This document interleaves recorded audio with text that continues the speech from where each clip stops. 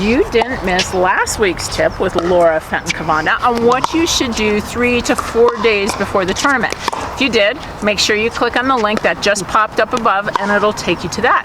Today, 4-time Open champion is going to tell us exactly what you should be doing 2 days before your event. 2 days before your event, you have to analyze what you did the day before when you played hard.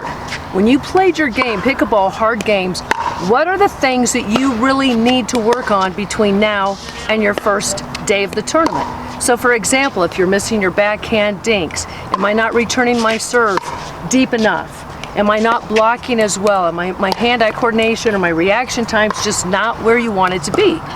That's what you need to be practicing 2 days before the event. Because our motor memory, we do know that 24 to 48 hours after we have done something, we retain that at the best that we possibly can.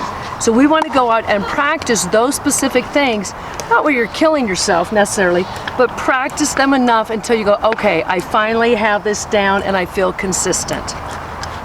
Laura has another tip for us coming up next week, and if you don't want to miss it, you better hit that subscribe button and then the bell notification so you know when we post that video.